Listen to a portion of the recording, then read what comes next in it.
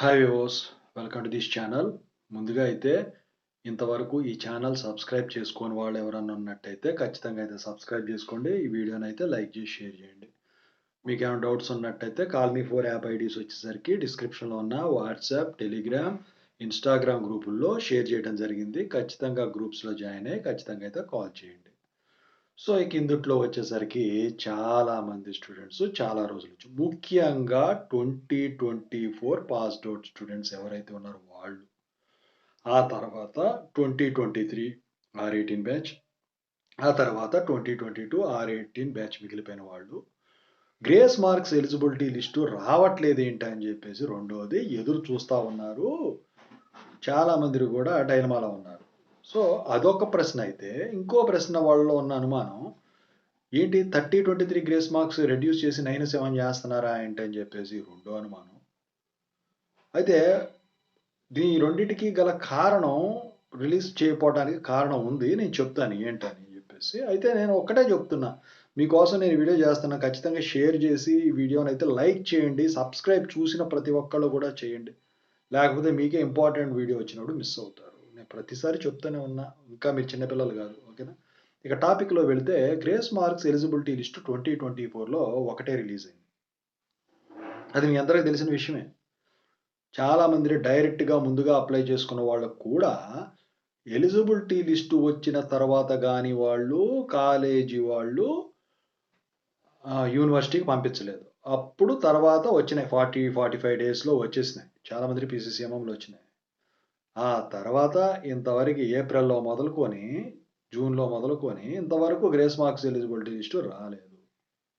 పోనీ డైరెక్ట్‌గా అప్లై చేసుకుందామా అంటే కాలేజీలో యాక్సెప్ట్ చేయట్లేదని కొంతమంది. ఒకవేళ తీసుకున్నా కూడా అది ఎప్పుడు అప్లై చేస్తారో తెలియని పరిస్థితిలో కొంతమంది. అయితే మరి ఇప్పుడు డౌట్ వస్తా ఉంది. ఈ 30-23 తీసేసి 9-7 చేస్తారేంటి కొంపదీసి 2024 వాళ్ళకి అని. అదేం లేదండి. గ్రేస్ మార్క్స్ తగ్గించడం అనేది జరగదు. 2024 వాళ్ళకి 30-23 ఉన్నాయి. అయితే మీరు గమనించినట్టయితే 2022 R18 పాస్డ్ అవుట్ వాళ్ళకు, 2023 R18 పాస్డ్ అవుట్ వాళ్ళకు స్పెషల్ సప్లీ ఎగ్జామ్స్ కండక్ట్ చేశారు డిసెంబర్‌లో. ఈసారి ఏ నోటిఫికేషన్ కూడా ఇవ్వలా. అయితే ఇప్పుడు అది కండక్ట్ చేయాలా? వద్దా? లేకపోతే ఈ గ్రేస్ మార్క్స్ సరిపోతాయా మిగతా వాళ్ళకి అని చెప్పేసి ఆలోచనలో ఉన్నట్టయితే తెలుస్తా ఉన్నది. సో చాలామంది చెప్తున్న విషయం ఏంటంటే, ఈ స్పెషల్ సప్లీ ఎగ్జామ్స్ కండక్ట్ చేయాలా వద్దా అన్న డైలమాలో ఉన్నట్టయితే తెలుస్తా ఉన్నది. ఒకవేళ కండక్ట్ చేస్తే ఆ తర్వాత grace marks eligibility list release చేయొచ్చు. కండక్ట్ చేయకపోతే ఇప్పుడు grace marks eligibility list release చేయొచ్చు అని చెప్పేసి చూస్తా ఉన్నా. అయితే నాకు తెలిసిన దాని ప్రకారం ఏంటంటే, మీరు గ్రేస్ మార్క్స్ ఎలిజిబిలిటీ లిస్ట్ కోసం చూడాల్సిన పని లేదు. డైరెక్ట్‌గా అప్లై చేసుకుంటే మీ కాలేజీ వాళ్ళు గనక తీసుకెళ్ళి వాళ్ళకి సబ్మిట్ చేస్తే మీకు ఖచ్చితంగా అయితే వాళ్ళు, మీరు ఎలిజిబుల్ గనక అయితే ఖచ్చితంగా మీకు అప్లికబుల్ చేసి పీసీసీఎంఎం ఇష్యూ చేస్తారు. అయితే గత 2 సంవత్సరాలుగా 2022 పాస్డ్ అవుట్ వాళ్ళకి R18 వాళ్ళకు, 2023 పాస్డ్ అవుట్ R18 వాళ్ళకి వచ్చేసరికి డిసెంబర్‌లో కండక్ట్ చేశారు స్పెషల్ సప్లీ. మరి ఈసారి ఇదే జరగాలని లేదు. ఎందుకంటే డిసెంబర్‌లో సెకండ్ ఇయర్ 2122 బీటెక్ నోటిఫికేషన్ పడింది. జనవరిలో థర్డ్ ఇయర్ ఉంది. ఆ తర్వాత ఫైనల్ ఇయర్, ఆ తర్వాత ఫస్ట్ ఇయర్. అయితే ఇప్పుడు వచ్చేసరికి మళ్ళీ జనవరి దాటిందంటే 2025 పాస్డ్ అవుట్ వాళ్ళు కూడా బయటకు వచ్చేస్తారు. సో ఆ గ్రేస్ మార్క్స్ అలాగే ఉంటాయి. మరి వీళ్ళ స్పెషల్ సప్లీ పరిస్థితి ఏంటి? సో పోనీ జనవరిలో పెడదామంటే పొంగల్ హాలిడేస్ వస్తాయి. అయితే ఈ డిసెంబర్ ఈ టైంలోనే ఇక పెట్టాలా వద్దా అని ఒక డిస్కషన్ అయితే జరుగుతూ ఉన్నట్టయితే చెప్తా ఉన్నారు.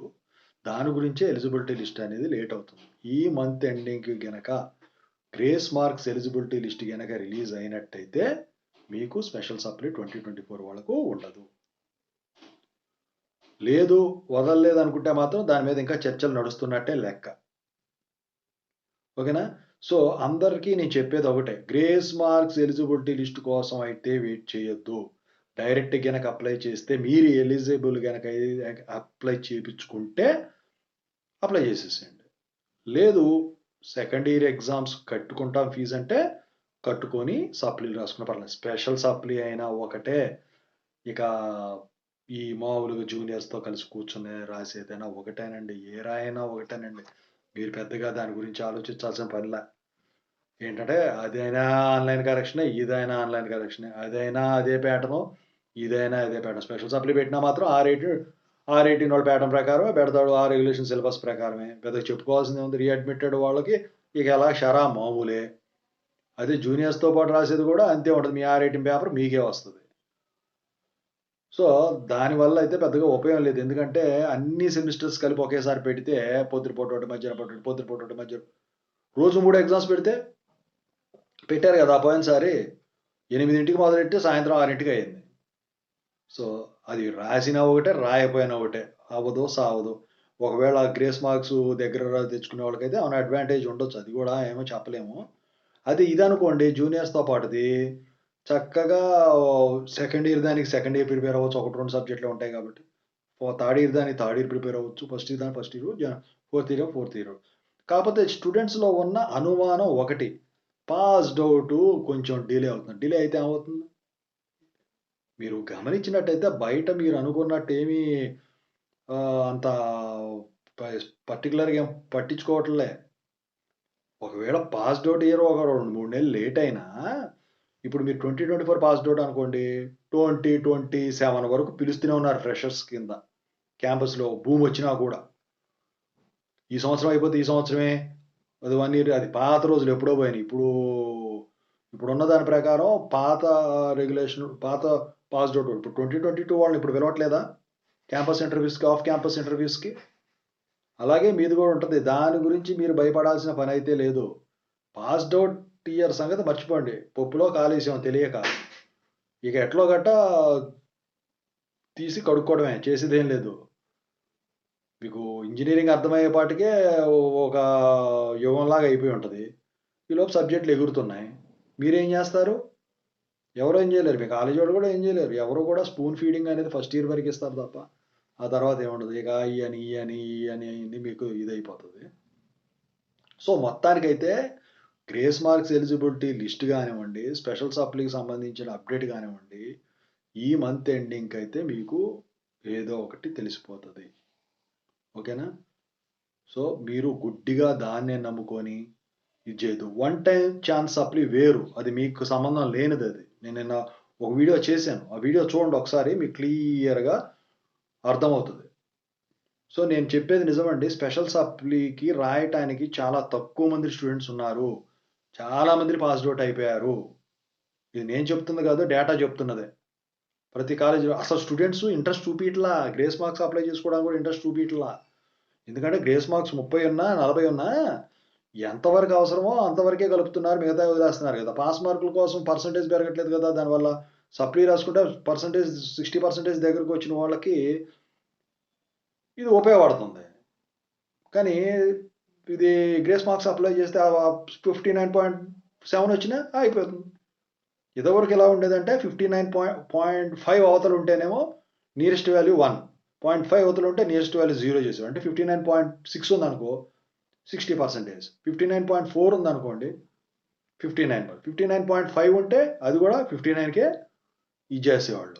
కానీ ఇప్పుడు అలా కాదు. ఇప్పుడు పాయింట్స్ పరంగా వచ్చిన తర్వాత మొత్తం కూడా సినారియో చేంజ్ అయిపోయింది. దీని గురించి. ఓకేనా?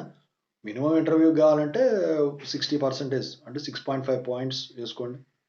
60 ఇన్ఫోసిస్ ఇలాంటివి అయితే 65% ఇవి ఉండాలి.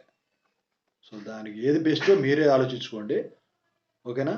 సో, ఈ స్పెషల్ సప్లీ కోసమో, గ్రేస్ మార్క్స్ కోసం అయితే మీరు ఆలోచన పెట్టుకోవద్దు. సబ్జెక్ట్ ఎగ్జామ్షన్ అంటారా? సరే, సరే అసలు రానే రాదది ఇక. ఓకేనా? సో, చాలామంది స్టూడెంట్స్ అడుగుతున్నారు. ఏవండీ గ్రేస్ మార్క్స్ ఎలిజిబుల్ లిస్ట్ వదిలేయండిరా బాబు అని చెప్పేసేసేసి. నేను చెప్పేది ఒకటే. మీరు యూనివర్సిటీకెళ్ళి తత్కాలు పెట్టుకోవడం కూడా కుదరదు గ్రేస్ మార్క్స్. యూనివర్సిటీకి మీరు డైరెక్ట్‌గా ఎళ్లి పెట్టుకోవడం కూడా కుదరదు గ్రేస్ మార్క్స్. మీరు చేయాల్సిందల్లా మీ కాలేజ్ ఎగ్జామినేషన్ బ్రాంచ్‌ని రిక్వెస్ట్ చేసి, మీరు ఎలిజిబిలిటీ అయితే ఎలిజిబిలిటీ లిస్ట్ చూసుకొని, ఎలిజిబిలిటీ కండిషన్స్ చూసుకొని, ఓకే అంటే సార్ ప్లీజ్ సార్ ఏదో చేసి ఓ ఫార్మ్ ఇస్తారు. ఆ ఫార్మ్ మీద సంతకం పెట్టి వాళ్ళు ఫిల్ చేసుకుంటా అన్నా పర్లేదు, మిమ్మల్ని ఫిల్ చేయమన్నా పర్లేదు. అందుట్లో ఏమేమి సబ్జెక్టులు ఉన్నాయో ఏసేసిస్తే మీకు పని అయిపోతది. అర్థమవుతుందా? అంతేగాని ఇంకొకటి చాలా మందిని అడుగుతున్నారు. Silly thing. తెలిసి అడుగుతున్నారో, తెలియక అడుగుతున్నారో నాకైతే తెలీదు గానీ, మేనేజ్ చేయొచ్చా? డబ్బులు పెట్టి మేనేజ్ ఎట్లా చేస్తారండి? నాకర్థం కాలేదు. మీకంటే ముందు నుంచి ఎప్పటినుంచో ఉమ్మడి రాజధానిగా ఉన్నప్పుడు నుంచి రాస్తున్న వాళ్ళు కూడా మొన్న స్పెషల్ సప్లీ రాశారు. జేఎన్‌టీయూ కిందకి పోయి. సో, ఛాన్స్ ఉంటే వాళ్ళు చేసుకోలేరా? అయన్నీ ఫేక్ న్యూస్‌లండి అవి. డబ్బులతో ఏది కూడా కుదరదు. సో, మీరెక్కడన్నా కనుక్కోండి. అయ్యయ్యో! బయట ఫేక్ సర్టిఫికేట్‌లు తయారు చేసుకునే రోజులు అవి కూడా పోయినియి. ఇప్పుడు లెవ్వు. ఇప్పుడంతా కూడా అపార్ ఐడీ అని కొత్తగా వచ్చిందొకటి. తెలుసో తెలీదో మీకు నాకు తెలీదు గానీ. ఇప్పుడు 2021 జాయినింగ్ ఇయర్ నుంచి స్టూడెంట్స్ ఖచ్చితంగా అపార్ ఐడీ. అది కొడితే మీ డీటెయిల్స్ మొత్తం బయటకొస్తాయి. అంతా కుదిరితే పాతోళ్ళని కూడా చేసినా చెప్పలేం. పాతోళ్ళు చేయరులేండి నాకు తెలిసి. అందుకనే నేను చెప్పొచ్చేది ఒకటే. మీరు ఎంత స్పీడ్‌గా అవి చేసుకుంటే అంత మంచిది. పాస్డ్ ఔట్ ఇయర్ గురించి మీరు బాధపడొద్దు. ఓ 4, 5 సంవత్సరాలైతే తప్పు గాని, 4, 5 నెలలకేమవుతదండి? ఏమీ కాదు. ఇప్పుడు తెలంగాణను, ఆంధ్ర డివైడ్ అయినప్పుడు స్ట్రైకులు జరిగినాయి.